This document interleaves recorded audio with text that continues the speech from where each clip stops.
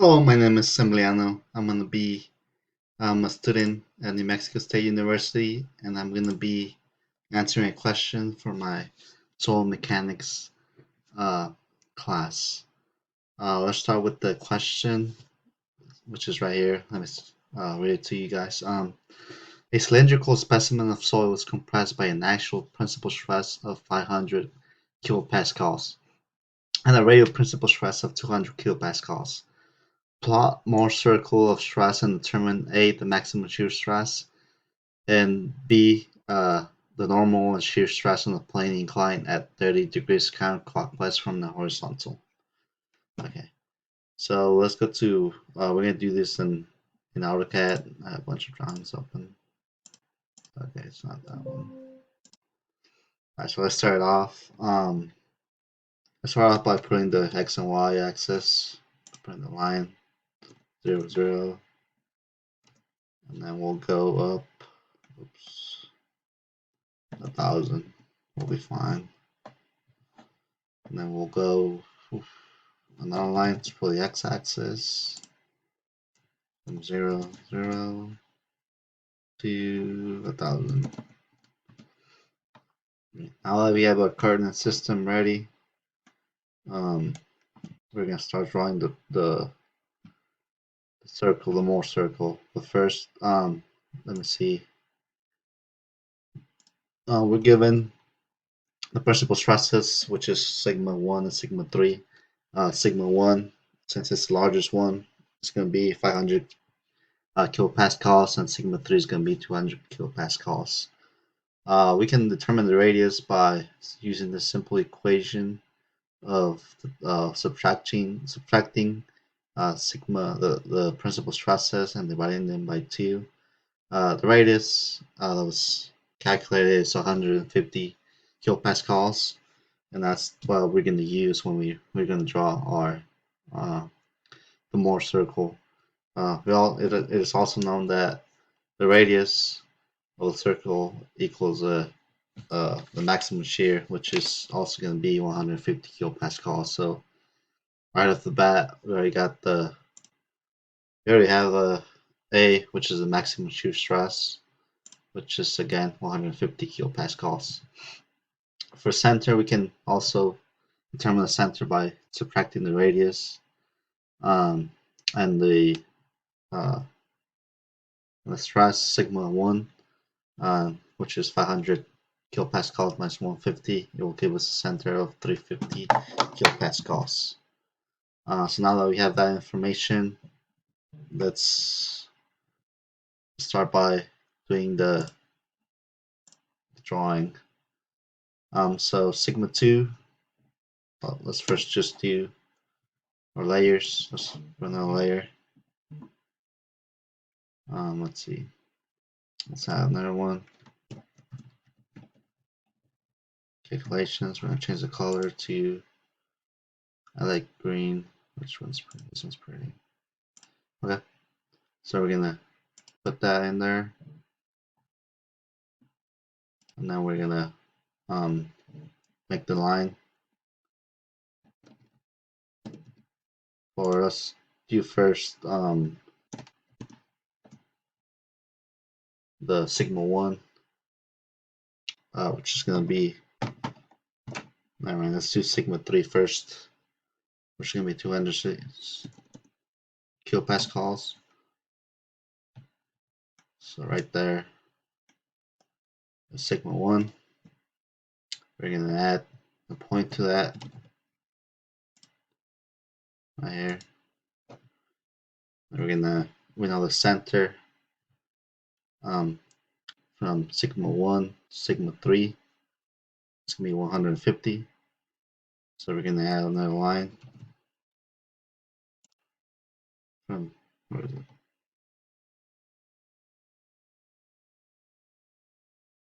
We're gonna add another line that goes 150 from here to 150. Gives right here. So at this point, we're just gonna put the radius which is going to be 150 again. That gives us the radius of the circle, and we're going to add a point. Put this right here, a point over here as well. After that, another line, which is going to be sigma 3, I believe. I'm not sure. There's going to be 150 more. And then, and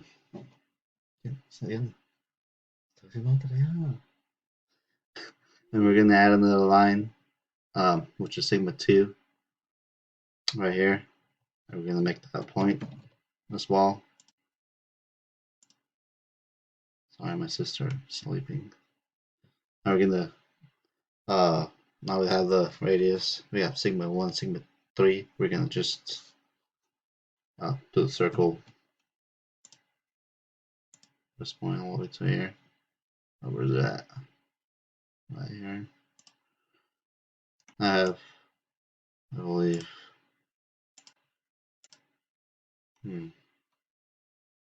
okay. So yeah, sigma 3 right here, which is 200. Sigma 1, which is going to be 500 from the x-axis, from the origin. And 150 up, which is the radius. And we're going to try and put another line from here. 200, 150. It's going to be that. We add another line from the center of the circle. 250.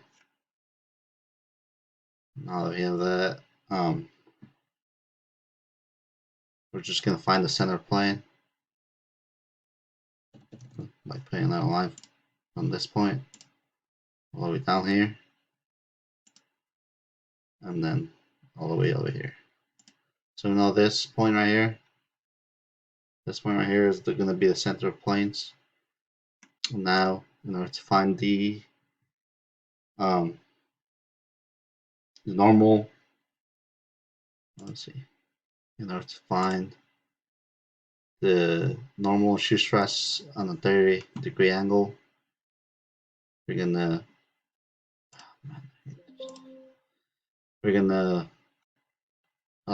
start from here, and just go up to the edge of the circle at a 30-degree angle, which is going to be this side, which is going to be counterclockwise from the horizontal, which is going to be this one right here. It's horizontal. So we'll start on the line, and from here all the way to 30 degrees, which is going to be up here. Let's see, tab, and 30 degrees from the horizontal. So let's just make sure that's 30 degrees. I'm not even sure.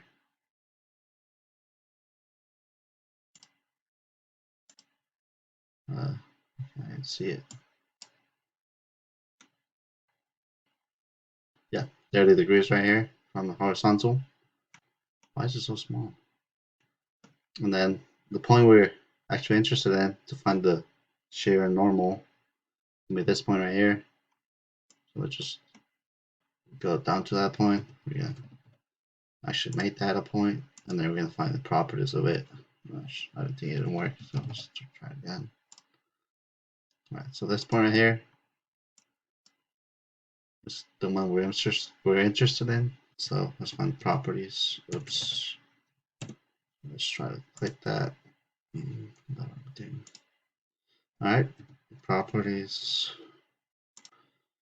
at that point, and then from what I believe, this right here is what we're looking at. So the first number, 495, 496, give or take, is going to be our normal stress, and 34.5 is going to be our shear stress. So overall, we found out that the max shear is going to be 150 kilopascals. Then we found that, like, doing the